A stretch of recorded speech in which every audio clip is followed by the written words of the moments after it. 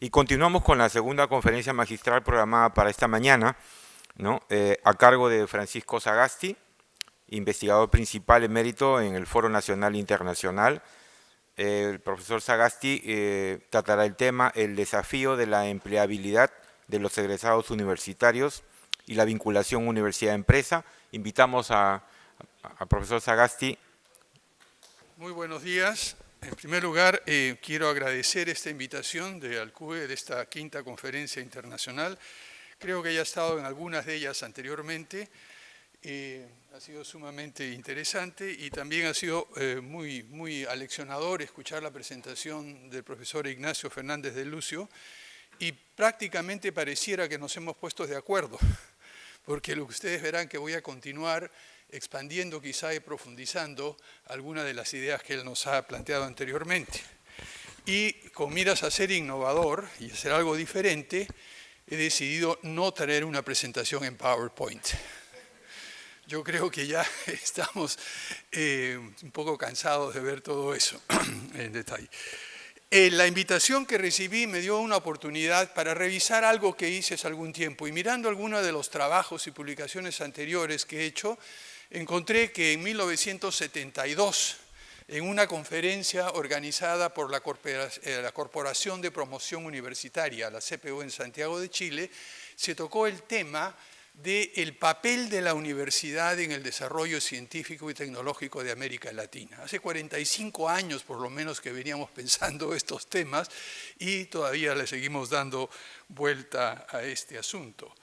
La segunda cosa que hice a la hora de preparar esta presentación es revisar algunos conceptos que vengo trabajando también como parte de otra investigación que estoy haciendo desde hace algunos años sobre el cambio de época que se nos viene en la actualidad. Y entre los temas que revisé, debido al título que me dieron para esta charla, es el tema de empleabilidad, el tema de formación profesional y el tema de vinculación universidad-empresa. Y creo que voy a continuar profundizando algunas de las ideas del profesor Fernández en el sentido de dar un punto de vista ligeramente distinto al prevaleciente entre muchas personas que están abogando por una vinculación mucho más estrecha entre la universidad y el sector productivo. Hablaré de dos cosas: en primer lugar, la formación universitaria para el empleo, y en segundo lugar, sobre este tema de la relación entre universidades y empresas. Esto se basa también, y acá hago un poquito de propaganda, en algunas de las cosas que he venido trabajando. En unos días más, o unas semanas más, saldrá a la luz mi libro Un desafío persistente: Políticas de Ciencia, Tecnología e Innovación en el Perú del siglo XXI, publicado por la Universidad Católica y por el Fondo de Cultura Económica, en la cual examino lo que hemos tratado de hacer durante los últimos 15 años, qué es lo que se hizo mal, qué es lo que se hizo bien y qué es lo que podemos aprender de ello. En primer lugar, como ya han escuchado a lo largo de todo este evento, de toda esta conferencia internacional, el cambio tecnológico ha alterado radicalmente el contenido de las actividades económicas, tanto de producción como de servicios, y entre ellas la convergencia de diferentes tipos de tecnología es, a mi juicio, lo más importante y lo que más está cambiando. Antes trabajamos en tecnologías mecánicas, a veces trabajamos en tecnologías químicas, cada una por su cuenta. Cuando yo me formé en la universidad hace más de 50 años, hace más de medio siglo, esa era la tendencia. Sin embargo, ahora es absolutamente imposible considerar los avances tecnológicos de manera aislada, y uno tiene que estar saltando de un campo para otro continuamente. Todos hemos visto estos mapas de convergencia tecnológica que continuamente hacen surgir nuevos campos de innovación, nuevos campos de investigación, que son el resultado de la unión de biotecnología con tecnologías de información, tecnologías cognitivas, tecnologías electrónicas, etcétera, etcétera.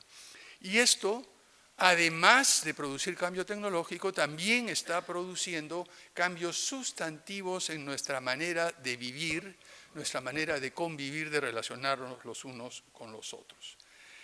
Una de las cosas que ya es sentido común y aparece regularmente en la prensa durante los últimos años es que la capacidad productiva que tenemos en la actualidad, la capacidad de producir bienes y servicios, de producir riqueza a nivel agregado de todo el mundo, es más que suficiente para dotar de un nivel de vida razonable y adecuado a toda la humanidad. Los estimados dicen que si se distribuyera de manera equitativa sería posible eliminar absolutamente la pobreza a nivel global y podemos garantizar esta calidad de vida para todos. Sin embargo, la segunda cosa que se dice inmediatamente después es que toda esta producción, toda esta capacidad que tenemos se puede realizar sin utilizar toda la fuerza de trabajo disponible a nivel mundial. Esto quiere decir que un número cada vez más reducido de personas son capaces de producir bienes y servicios para satisfacer las necesidades de todos los habitantes de este planeta.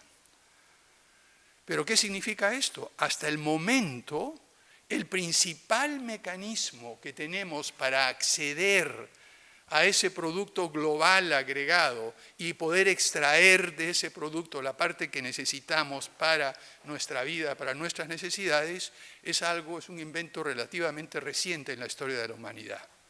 Y este invento se llama puesto de trabajo.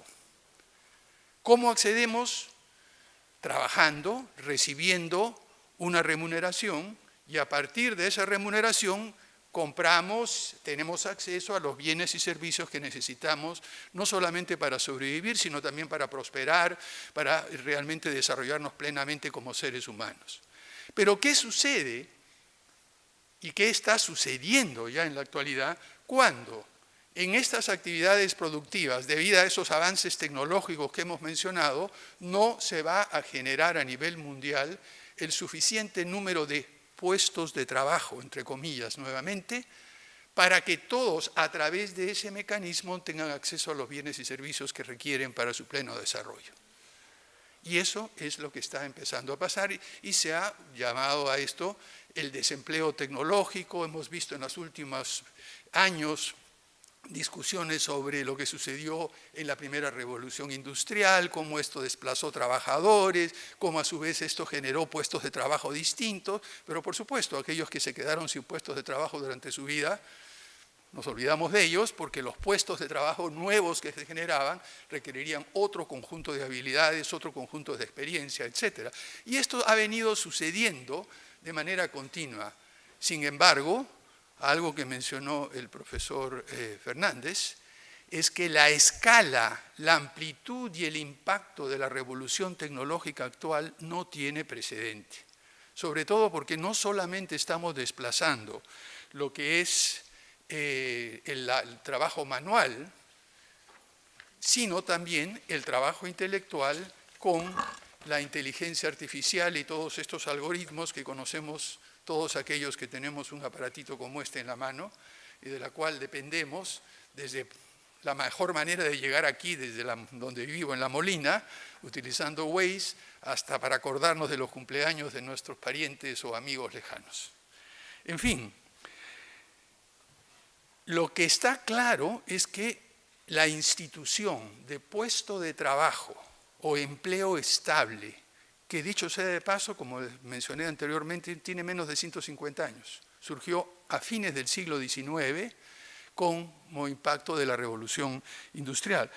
Vamos a tener que diseñar nuevos mecanismos para acceder a aquella parte del producto agregado de una sociedad, de una economía, que necesitamos para sobrevivir. Ahora bien, ¿qué significa todo este proceso de cambio para la formación profesional y para las universidades? Si ya no va a haber tantos puestos de trabajo, en primer lugar, si en segundo lugar vamos a tener cambio tecnológico acelerado de manera continua, ¿tiene sentido que la universidad forme profesionales pensando en qué se van a emplear?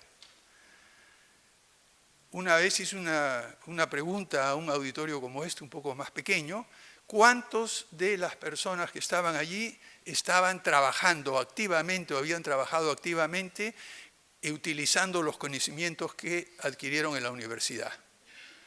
Menos de una cuarta parte.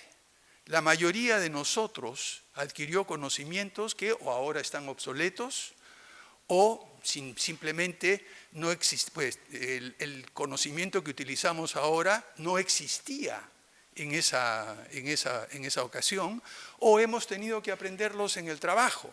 Entonces, cuando yo me preocupo, me preocupa mucho cuando veo, aquellos estudios que dicen dentro de 20 años, 15 años vamos a necesitar tantos trabajadores exactamente de este tipo y tenemos que adecuar la formación universitaria para producir y aumentar la empleabilidad.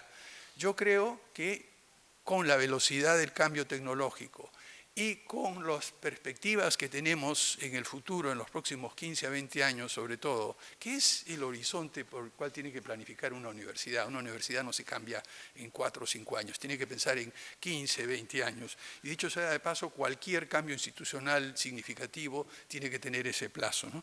En fin, no tiene mucho sentido, me parece, preocuparse demasiado por formar profesionales para su empleabilidad. Y como les decía, también el concepto de empleo mismo está cambiando. Esta institución del puesto de trabajo con beneficios sociales, estable, con seguro de salud, con vacaciones, con cierta continuidad, ya prácticamente está desapareciendo de la escena. En base a varias decenas y hasta cientos, hoy día en la mañana revisaba cuántos artículos sobre este tema tengo en el archivo correspondiente al futuro del empleo, 130 artículos académicos, algunas cosas. Revisándolos muy rápidamente, la conclusión que llego, que es dentro de 20 o 30 años, solo el 30% de la población en edad de trabajar, de la población económicamente activa, a nivel global, mundial agregado, tanto en países ricos como en países pobres, solo un 30% tendrá lo que llamamos puesto de trabajo estable. ¿Dónde van a trabajar? Gobierno, el Estado. Van a trabajar en las grandes corporaciones que prestan las plataformas y los servicios para que otras personas trabajen por su cuenta. Y el resto trabajará a tiempo parcial, en 2 o 3 lugares de manera simultánea, en forma intermitente, cambiará de puesto con frecuencia o, en la mayoría de los casos, generará su propio puesto de trabajo. Como ejemplo, solo uno de los cientos de artículos que tengo, acabo de recibir hace unos días el informe más reciente de la compañía MBO sobre el futuro de los trabajadores independientes en Estados Unidos en el 2027. Conclusión: en 2027 más de la mitad de la fuerza laboral en los Estados Unidos será independiente o habrá sido independiente recientemente. Más de la mitad. La mayoría de estos van a entrar y salir, van a utilizar plataformas tecnológicas que les permiten trabajar de manera independiente. Otra cosa que me sorprendió, el nivel de satisfacción de los trabajadores independientes es muchísimo mayor que el de los trabajadores dependientes. 75% están satisfechos con su trabajo en comparación por alrededor del 50% en un puesto de trabajo estable. Y este es uno de decenas de artículos que muestran que en Estados Unidos, que en Inglaterra. O sea que, en cierta manera, para llamarlo de una palabra que casi nunca uso porque me parece que esconde más de lo que realmente revela, en los países ricos, en los próximos 50 años, alrededor de la mitad o 70% de la fuerza de trabajo será informal. Algo que ya somos nosotros. Acá en el Perú tenemos 70%, o sea que los países ricos nos van a alcanzar en términos de informalidad a lo que tenemos ahora. Dejo eso como nota a pie de página porque eso consiste en una fuente potencial de ventaja que simplemente por denigrar, y por eso no me gusta usar la palabra informal, yo prefiero usar ilegal para indicar a aquellos que no cumplen con sus obligaciones y prefiero utilizar puestos de trabajo autogenerados para aquellos que por alguna u otra razón se ven casi en la obligación de, como decimos en el Perú, generarse su propia chamba, ¿no? Esa es la situación. Entonces, estamos en una situación claramente diferente. Estos personas que se generan su propio puesto de trabajo, que trabajan intermitentemente, han utilizado una serie de estratagemas. Yo uso la palabra estratagemas para no usar la palabra innovación, porque en realidad son innovaciones institucionales a través de las cuales personas se asocian, cambian de trabajo, inventan algún producto, inventan algún tipo de servicio, la gran mayoría de ellos de muy baja productividad, con muy bajos ingresos, que muchas veces rayan en la autoexplotación también, seamos claros. No todo es hermoso, pero démosle vuelta a ese asunto y veamos cómo podríamos utilizarlo. ¿Qué significa entonces este nuevo mundo del trabajo al cual estamos ingresando, queramos o no queramos? Todos vamos a tener, o la gran mayoría de personas que están en la universidad en la actualidad, van a tener que, los estudiantes me refiero, no ya los profesores, sí, la mayoría tienen estabilidad laboral, sobre todo en una universidad como la Universidad Católica donde estamos, que dicho sea de paso, quisiera felicitar a las autoridades. Hemos visto recientemente cómo ha obtenido el primer lugar entre las universidades del Perú en todos los esquemas, ¿no? Pero en fin, aparte de los profesores universitarios, la gran mayoría va a tener que empezar a trabajar en actividades totalmente distintas a las que estudiaron. ¿Qué le corresponde entonces hacer a la universidad? Si esto va a ser la realidad del futuro, yo creo que, como decía el profesor Fernández, vamos a tener que cambiar en las universidades la manera de enseñar, el contenido de los programas, la forma en la cual se utiliza y genera conocimiento en la universidad. Primero, va a haber que enseñarle a los alumnos a aprender de manera continua. No solamente transmitir conocimiento, sino darles todas las herramientas necesarias para que una vez que salgan de la universidad puedan aprender por su cuenta o quizá con apoyo intermitente de la universidad. Segundo lugar, en vez de hacer una carrera que dure 4 o 5 años, lo que habría que hacer son carreras que duren 20. ¿Qué quiero decir con esto? Que la universidad, el alumno que ingresa, se compromete cada 3 años o cada 4 años a hacer una actualización de un mes, de 3 semanas, de cursos en las tardes, pero el compromiso de enseñanza de la universidad no debe terminar cuando se le entrega el cartón y cuando sale, sino debe continuar, y la universidad al momento de admitir a un estudiante tiene que firmar o digamos comprometerse no solamente a darle el conjunto de conocimientos que necesita durante esos 4 años para un posible empleo el año siguiente o el día siguiente, sino a lo largo de toda su vida profesional. Además de eso, tiene que darle habilidades para poder desplazarse de una profesión a otra. ¿Qué significa esto? Por ejemplo, en la práctica, que si estoy enseñando ingeniería mecánica o estoy enseñando ingeniería química a un estudiante, por favor, también tengo que meter un curso sobre biotecnología, tengo que meter un curso sobre biología básica, tengo que meter cursos sobre tecnologías de la información, que le den las nociones para poder desplazarse lateralmente hacia otro carril de desarrollo personal y desarrollo profesional. Esto cambia, para empezar, la malla del curricular de una universidad, y luego, además de eso, va a tener que poder proveer a sus egresados de servicios de información sobre estos cambios que se van viniendo y irlos alertando. O sea, no pensar, así como en el futuro todos los trabajadores, todos los profesionales vamos a tener que aprender continuamente, la universidad tendría que adquirir un compromiso de acompañarnos continuamente a lo largo de toda nuestra vida profesional y no lavarse las manos una vez que entrega el cartón. Esto es una manera totalmente diferente de pensar la universidad. Además de eso, como muchísimos de los egresados terminarán en algún momento de su vida creando sus propios puestos de trabajo, o por decirlo así, sus propias empresas. También es importante impartir conocimientos de gestión administrativa, gestión financiera, logística, de recursos humanos. Debería haber un curso o dos a lo largo, o una secuencia de cursos, que permita a los estudiantes adquirir el conjunto de destrezas y conocimientos. Por ejemplo, en este informe que les he mencionado, cuando hablaba de trabajadores independientes, ¿saben ustedes cuál es la habilidad más importante que ellos consideran los trabajadores del futuro en este mundo independiente van a tener? Bueno, en realidad eran dos habilidades. La primera, colaborar y trabajar en equipo, de manera voluntaria. No es que uno tiene un jefe y luego tiene subordinados y compañeros, no, es que uno tiene que tener la habilidad para poder entrar y conformar equipos temporales de trabajo de una manera independiente, de una manera, digamos decirlo así, razonable. Y la otra habilidad que están planteando es la capacidad de gerenciar proyectos. ¿Por qué?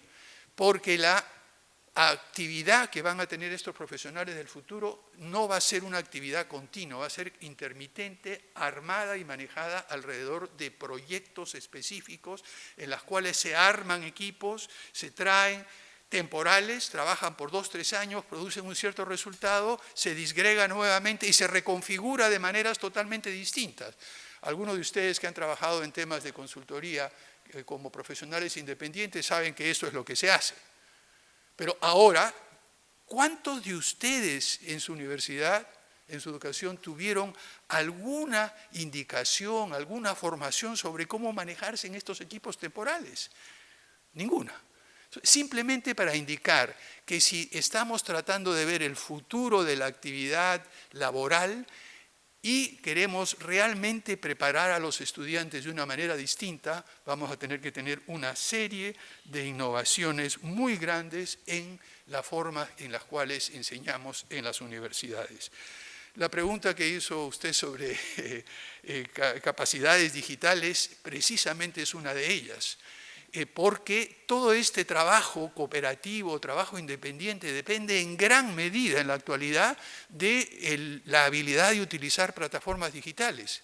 Una de mis hijas trabaja en Amazon Web Services y yo veo cómo operan, cómo trabajan, cómo acá. Es absolutamente impresionante cómo en cualquier parte del mundo están en contacto los unos con los otros, trabajando simultáneamente en 5 o 6 proyectos a la vez y lo hace desde su casa o viajando en cualquier otro lugar.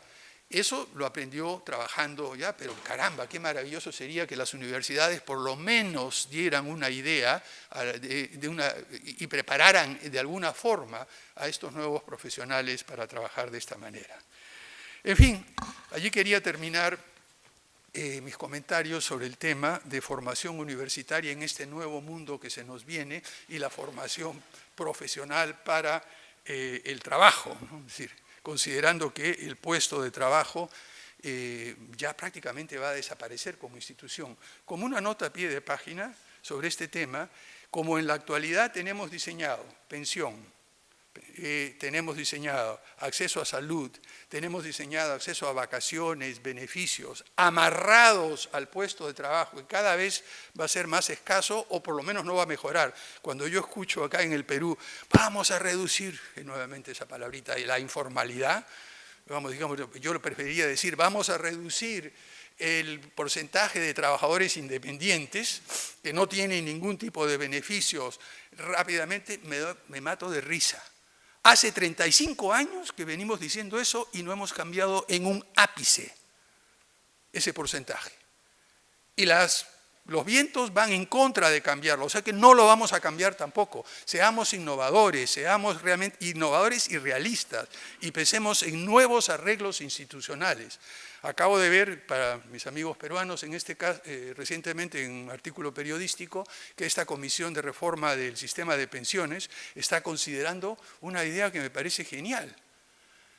En el Perú, ¿qué porcentaje de las personas tienen un teléfono móvil? Cerca de 80% más o menos en la actualidad. ¿Por qué no amarrar al teléfono móvil, a la cuenta del teléfono móvil, algún tipo de contribución, de beneficio, de pago de pensiones? Caramba, si pudiéramos inventar algo de alguna manera creativo, un nuevo tipo de desarrollo institucional, que nos permitiera usar ese tipo de actividad y ese tipo de servicio que tenemos en la actualidad, amarrándolo a la prestación de servicios de salud, a pensiones, a otra serie de cosas, de repente podríamos hacer algo interesante en nuestro país. Pero pretender crear más puestos de trabajo formales para absorber los 300.000 jóvenes que entran todos los años a la fuerza laboral, cuando estamos creando de hace 35 años que empecé a estudiar este tema, alrededor de 50.000 puestos anuales y dejando de lado 200.000, que son los que se generan su propio puesto de trabajo y que esto continuará en el futuro, pensar de que vamos a crear puestos de trabajo convencionales y estables para todos los jóvenes y todos los autoempleados de la actualidad es simplemente una fantasía.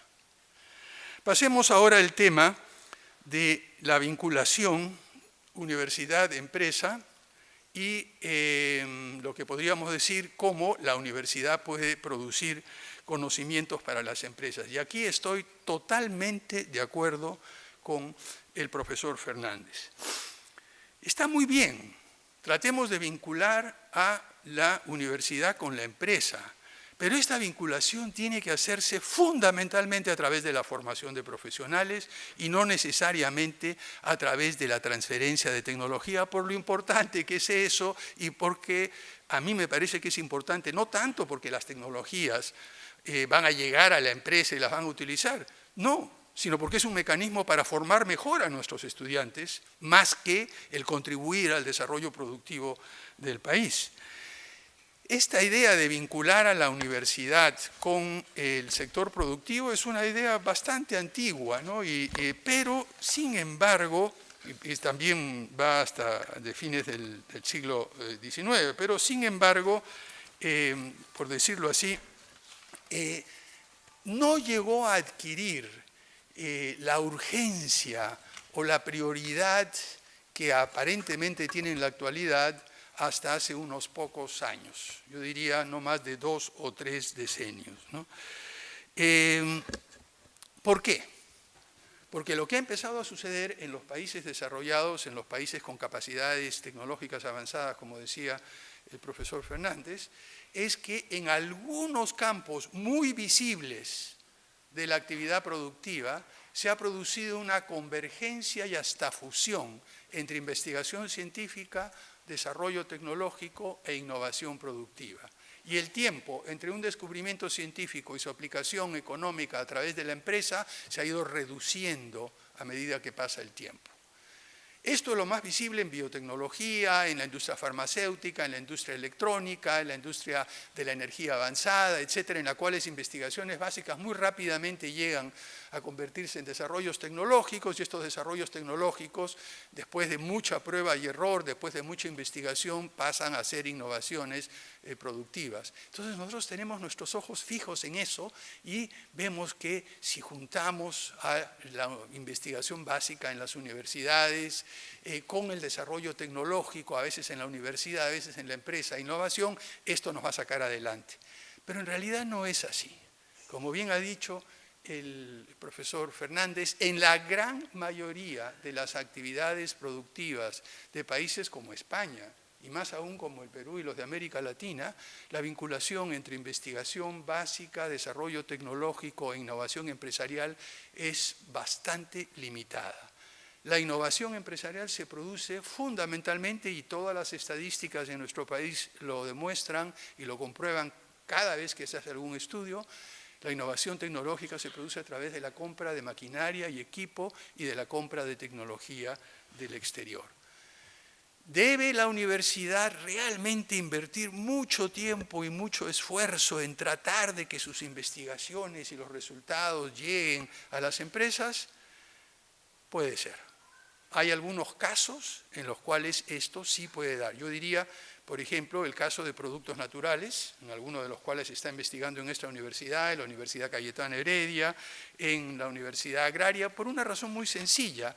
La investigación, si bien tiene un fundamento científico básico, por ejemplo, ingeniería genética, etcétera, está muy vinculada a la dotación de recursos naturales que tenemos, en primer lugar, está no solamente vinculada a la dotación de recursos naturales, sino a actividades productivas ya en marcha. Y tercero, nadie en el resto del mundo está produciendo conocimiento sobre esto. Entonces, en algunos casos puntuales y específicos que tenemos que examinar con mucho cuidado, sí tiene sentido hacer eso. Pero en otros casos, yo tengo mis serias dudas. En el caso minero que se planteó anteriormente, caramba, yo he estado mirando por algún tiempo la investigación minera. Hace muchísimos años, en los 80, hice un diagnóstico de la capacidad de investigación de lo que en esa época era el Centromin Perú, en La Oroya, como pude constatar cómo se había perdido toda una capacidad de investigación del centro metalúrgico minero más importante de nuestro país, que tenía, dicho sea de paso, una característica interesante. En el Perú, a diferencia de Chile y de otras partes del mundo como Australia, la mayoría de los minerales son polimetálicos. Quiere decir que en un mineral tengo plomo, zinc, cobre, oro, plata. En otros lugares eso es cobre, o es zinc, o es plomo. Y la razón por la cual Cerro de Pasco Corporation a partir de 1916 empezó a estudiar y para fines de los años 1920 era el centro mundial de investigación en minerales polimetálicos es que era una necesidad concreta de los minerales que se encontraban en el Perú.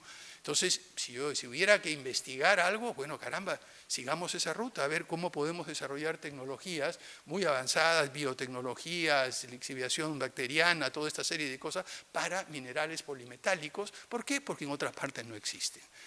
Ahí veo yo una ventana de oportunidad para vincular a la universidad o a cualquier centro de investigación con las empresas. Pero realmente, seamos honestos, esto es un paliativo desde el punto de vista empresarial y en segundo lugar tiene sentido solo en la medida que nos ayuda dentro de la universidad a formar mejores profesionales. Pero de allí a pensar que la universidad va a ser la fuente de nuevos conocimientos tecnológicos y tecnologías para mejorar la productividad de las empresas, hay una distancia muy, muy grande.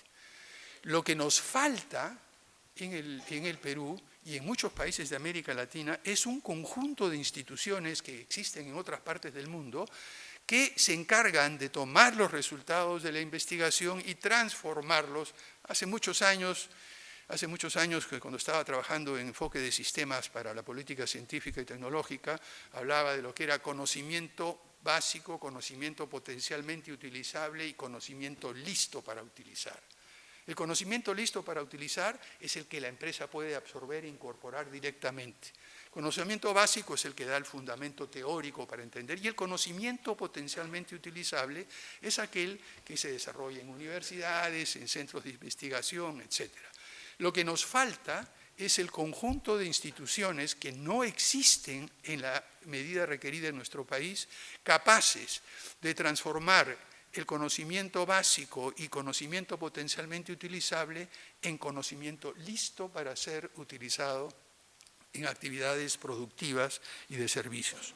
¿Cuáles son estas instituciones? Centros de investigación aplicada independientes. Acá tenemos 12 centros de investigación pública en el Perú, de los cuales realmente solo 2 o 3 merecen ese nombre. El resto habría que hacer una reingeniería total. Sin embargo, en otros países del mundo, estos institutos de investigación públicos, como en Argentina, como en Chile, como en Colombia, juegan un papel clave en transformar los conocimientos básicos que producen sus propias universidades o el resto de los centros de investigación básica del mundo en conocimiento potencialmente utilizable y listo para utilizar en sus países. Las empresas consultoras especializadas, estas son fundamentales, son las que toman el conocimiento y lo convierten, lo codifican de tal manera de que pueda ser utilizado directamente en el diseño de una planta, en el diseño de una maquinaria, un equipo, su utilización, la incorporación. Y sin embargo, aquí en nuestro país, por ejemplo, la actividad consultora ha sido penalizada por una serie de normas estatales absolutamente idióticas, les digo con toda franqueza, al punto tal que un colega y compañero, antiguo compañero de estudios, me decía: el Perú es un país paradójico. Exportamos ingenieros e importamos ingeniería. Yo le digo: ¿qué cosa quiere decir con eso? Muy sencillo. Las licitaciones públicas para plantas de energía, irrigaciones, carreteras, todos tienen unos requisitos tan grandes que solo las grandes empresas internacionales pueden intervenir y ganar, digamos, competir y ganar con éxito. ¿Qué es lo que hacen estas empresas internacionales? La primera cosa que hacen, contratan ingenieros peruanos desempleados. Entonces, nosotros les exportamos y luego les compramos nuestros propios ingenieros en vez de favorecer el desarrollo de firmas de ingeniería local en nuestro país. Centros de formación técnica avanzada, empresas que presten servicios de calidad. Tenemos solo 2 o 3 empresas que prestan servicios de control de calidad en nuestro país, que son de alto nivel y certificadas a nivel internacional. Entidades de apoyo en temas de propiedad intelectual, sistemas de información y extensión tecnológica, etc. Entonces, lo que realmente sucede es que nos falta todo un conjunto de instituciones intermediarias entre la producción y la utilización de conocimientos. Ocasionalmente la universidad puede llenar uno de esos vacíos institucionales en casos muy puntuales específicos, pero sería mucho más sensato que la universidad promueva el desarrollo y la creación de este tipo de instituciones intermediarias que no tenemos en la actualidad. Yo no he visto todavía ninguna investigación universitaria que trate de analizar y evaluar el desempeño de los institutos públicos de investigación en nuestro país. Ni una. Ese es el tipo de función que creo yo. Más que el tratar de vincularse directamente, es evaluar lo que existe, diseñar mejoras, proponer políticas públicas, proponer la creación de instituciones faltantes, más que tratar de llenar el vacío directamente. Además, solamente una nota a pie de página, ya mencionó eso también el profesor Fernández, la desconfianza de las empresas en utilizar los conocimientos producidos por universidades locales, desconfianza tanto por la calidad, pero también por el tema de confidencialidad. Yo cuando he entrevistado a empresarios me dije: ¿qué voy a contratar a esta universidad si el profesor se me va y al día siguiente está haciendo este mismo trabajo para mi competidor y yo le he pagado para que instruya a mi competidor? No tenemos acuerdos de confidencialidad lo suficientemente claros, que sí se dan de una manera mucho más clara en las empresas privadas de consultoría, porque la universidad tiene la misión de difundir conocimientos y es una cosa que genera cierta desconfianza en parte de los empresarios. Además, el riesgo utilizado, en fin, hay toda una serie de factores que superar que sugieren que la labor de la universidad sería mucho más productiva si ayudara a crear las instituciones que están faltando en vez de tratar de llenar esos vacíos.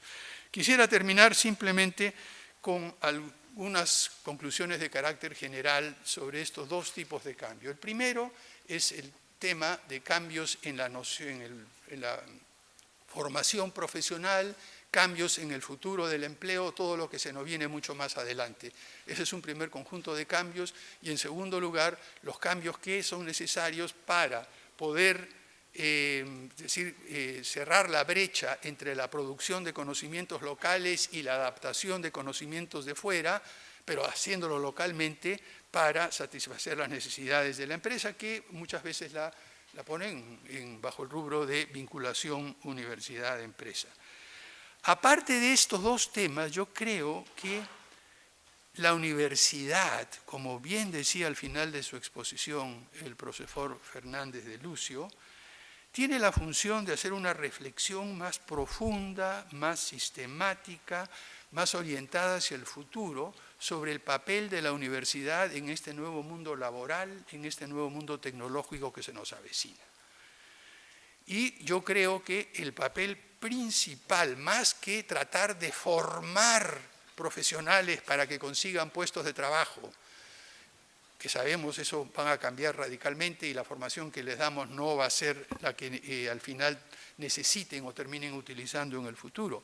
Y también sabiendo eso y conociendo que esta vinculación entre universidad y empresa tiene que ser solo ocasional, puntual, y no es la respuesta institucional adecuada, que tenemos un conjunto de instituciones faltantes, lo que yo creo es que, cumpliendo su misión orientadora, su función de contribuir al desarrollo nacional, al conocimiento mundial y a reflexionar críticamente, la universidad debería dedicarse a estudiar en gran medida estos temas de carácter institucional, de carácter de mirada hacia el futuro y ofrecer a la ciudadanía en general, al país en general, un conjunto de ideas y planteamientos y conocimientos sobre lo que se nos viene y qué implica eso para las diversas instituciones que necesitamos en el país para poder generar y utilizar conocimiento de manera adecuada.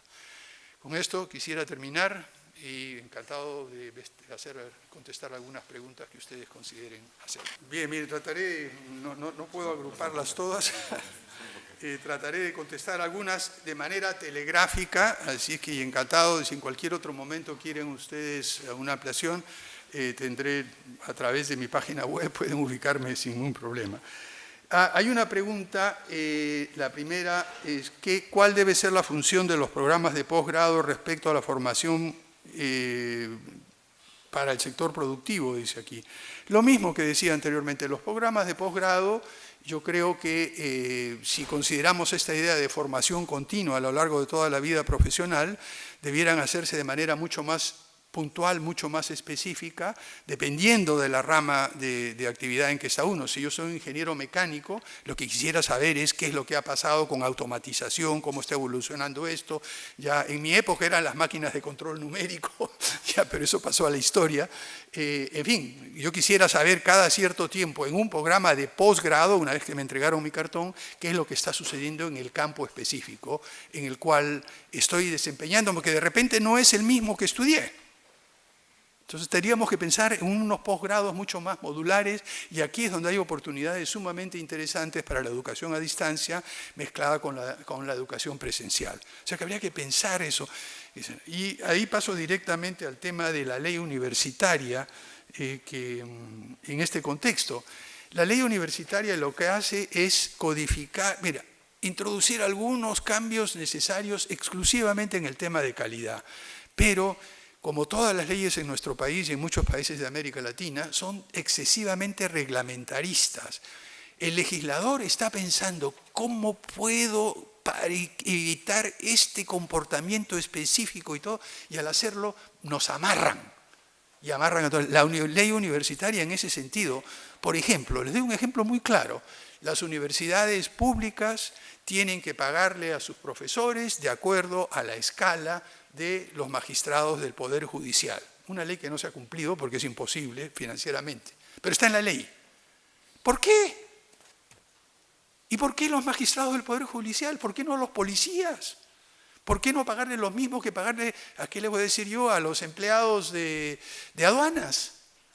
Estas tonterías que se ponen en la ley, lo que debieran decir, señores, la universidad tiene la total libertad de poner los sueldos que le dé la gana a los profesores, altos o bajos. Eso sí, son recursos públicos sujetas a evaluaciones y a criterios de evaluaciones de desempeño, de tal manera que no se le dé a uno a otro, pero por evitar algunos problemas y se crean normas absolutamente absurdas.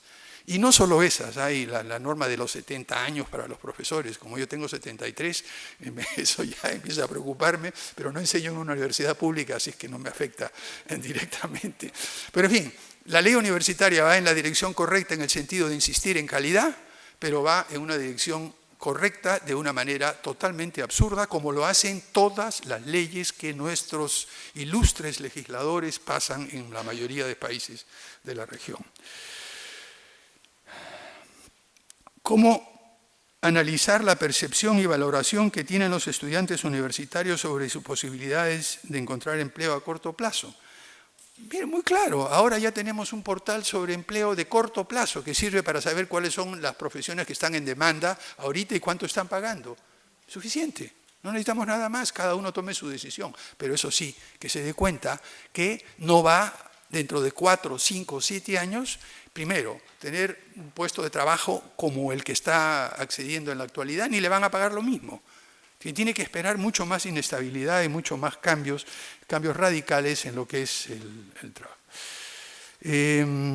¿Cuál es su opinión sobre la universidad corporativa? Eso no es universidad. La universidad corporativa es una empresa con fines de lucro cuyo objetivo es ganar la mayor cantidad de plata para sus accionistas. Para mí eso no es universidad. Lo siento. ¿Cómo articular las habilidades que usted menciona del desarrollo de la región teniendo en cuenta que la mayoría del tejido empresarial son micro y pequeñas empresas? Bueno, aquí es donde realmente se requiere mucha creatividad. Las micro y pequeñas empresas son de todo tipo, hay desde mucho. Bueno, para empezar, yo no considero a la microempresa una empresa. Para mí una empresa es la que genera excedente, que quiere decir que mis ingresos son mayores que mis costos, que me permite un cierto proceso de acumulación, de inversión, ahorro, etc. Pero la mayoría de microempresas son mecanismos de supervivencia. Son cosas que las personas se ven obligadas a hacer para poder llevarse el pan a la boca todos los días. Dignificar eso como empresa me parece realmente contraproducente y hasta un poco, ¿cómo les podría decir?, hipócrita, para ponerlo de una manera muy clara. ¿Por qué? Porque en realidad estas personas que están trabajando en estas microempresas lo que requieren es apoyo de otro orden. La pequeña empresa sí es distinta. Hay un empresario, yo conozco muchísimos de todos los que trabajan en carpintería, los que trabajan en gafitería, a ellos se les puede hacer una gran cantidad, el Estado debería dar servicios de capacitación en línea, servicios de información, servicios de gestión, programas de financiamiento. Hay toda una gama de posibilidades que existen que pueden empezar a hacerse de manera gradual en determinados sectores. Esto no es muy complicado ni muy difícil, pero requiere quizá la cosa más ardua. Un cambio de chip mental, un cambio de estructura, un cambio de planteamiento. Y una de las cosas que más daño ha hecho es considerar que los microempresarios, no hablo de los pequeños empresarios, son empresarios heroicos que van en contra del Estado y a pesar de las regulaciones falso. Son realmente personas que merecen todo nuestro respeto por su, digamos, capacidad de innovación y sus estratagemas, como decía antes en la exposición, para sobrevivir. Pero no es que sean empresarios, que un microempresario de poco a poco por su propio esfuerzo va a subir. Al discutir sobre la empleabilidad juvenil y temas de desempleo parecida que estamos pensando particularmente en graduados profesionales, pero sabemos también que hay jóvenes que no van a seguir estudios profesionales. ¿Qué reflexión? Eso es importantísimo. Yo creo que hemos sobrevalorado la educación profesional de una manera excesiva. Yo creo que ahora ya sí tenemos la posibilidad, y un artículo que no traje, es un artículo que acabo de revisar de uno de los primeros creadores de los MOOCs, de los Massive Online Courses, estos que se dictan, uno de los fundadores de Udacity. Udacity, creo que conocen esta plataforma de enseñanza de cursos universitarios a distancia. ¿Sabe lo que dice ese señor? Esto es un fracaso. Los cursos universitarios a distancia no funcionan. Lo que sí funcionan son los cursos cortos especializados por temas. Lo que está haciendo Udacity ahora es desplazarse de competir con las universidades y darle servicios a las empresas. Decirles, la mayoría, por ejemplo, en el campo de plataformas digitales, para entrenar codificadores, para entrenar diseñadores, hay cursos modulares muy puntuales que las empresas le están pagando a Udacity para que entrene a distancia a sus empleados y lo complemente con apoyo técnico después. Esto se puede hacer en prácticamente todas las profesiones. Por ejemplo, volviendo al tema de los teléfonos celulares que hablábamos, si dijéramos, vamos a hacer un programa especial para los gasfiteros, digamos, en este momento. Este módulo de enseñanza virtual tiene conexiones domiciliarias, conexiones industriales, todo este asunto de acá, y lo vamos a pasar a su número de teléfono, le damos un código. Si usted completa todos estos cursos satisfactoriamente y luego rinde un pequeño examen en línea, o rinde usted un pequeño examen personal, usted tendrá acceso a información, capacitación adicional en persona, financiamiento, la certificación de que usted es un gafitero de primera y que por lo tanto usted puede utilizarlo, etc. Hay que ser un poco más creativo y utilizar toda esta gama de posibilidades que nos da para la mayoría de personas que no requieren o no quieren tener un título profesional. Ahora, pasando a una broma que me parece importante en este sentido, acá, como me decía un amigo cuando yo hablaba de esto hace tiempo, no, Francisco, es que tú estás realmente despreciando y no le estás dando la debida importancia al deseo del estatus que te da un título profesional, un cartón profesional. ¿Cómo resolvemos eso? Le dije, mira, la manera más sencilla es que junto con su certificado de nacimiento le den un título profesional a todo peruano. Y ya resolvimos el problema, que lo ponga el cartón en su pared y se acabó. Ya todos son profesionales y que, bueno, van a escoger los padres y darle la oportunidad que a los 12 años pueda cambiar de cartón, si quiere. Lo que quiero decirles es que cuando tenemos respuestas de esta naturaleza, tenemos que darles vueltas y no pensar en que esto es un impedimento, sino buscar la manera de... Y bueno, y las dos últimas preguntas. Es cierto lo que usted dice, los peruanos somos hábiles en todo sentido. Ya habla de la minería, ¿no? Pero es que aquí... Por eso yo no uso o trato de no utilizar la palabra informal y cuando la uso la pongo entre comillas. Yo hablo ilegal. Esos 300.000 mineros que menciona el señor en su pregunta son ilegales. Están depredando, están contaminando, están haciendo cosas contra la ley. Entonces digamos lo que son. No les pongamos la etiqueta de informales que pareciera nuevamente gracias a un señor que escribió un libro en 1985 que es una cosa de honor. No, son ilegales.